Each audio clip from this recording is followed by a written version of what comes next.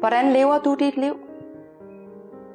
Når du vågner om morgenen, skynder du så ud af sengen og børster tænder samtidig med, at du smører madpakke og tager tøj på børnene, og så skal du også lige have lidt mad, sådan lidt lemfældigt, men bare sådan i en skyndsom hast.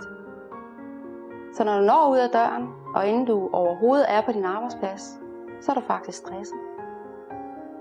Så i stedet for, så skulle du prøve at give dig selv noget mere tid. Bare sådan at sætte uret til 5 minutter før. Bare stå op, stille og roligt. Gør soveværelset færdigt. Gør det færdigt, der skal gøres ude på badeværelset. Og så gå ud i køkkenet. Prøv en gang, når du laver kaffe, og sådan sidder og duft til det. Så prøv at smage på kaffen. I stedet for at du bare drikker den, fordi nu skal du drikke den. Eller spiser din mad, fordi du bare skal spise den. Prøv at dufte, lyt, se. Prøv at bruge dine sanser meget mere. Når du kommer hen på dit arbejde, så prøv at lægge mærke til, hvordan dine grænser konsekvent bliver overskredet. Det kunne jo godt være, at fordi du hele tiden lader dig afbryde, at det så også bliver en meget rodet dag, en meget forvirret dag, der gør, at du til sidst ikke kan mærke dig selv. Når sms'en den lyder, jamen, så tror du skal svare med det samme. Lige så snart at telefonen ringer, så skal du tage den.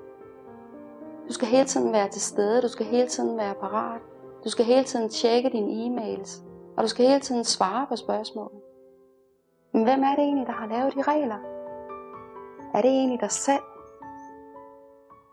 Det kunne godt være, at du skulle prøve at sige lidt fra, og prøve at gøre tingene anderledes.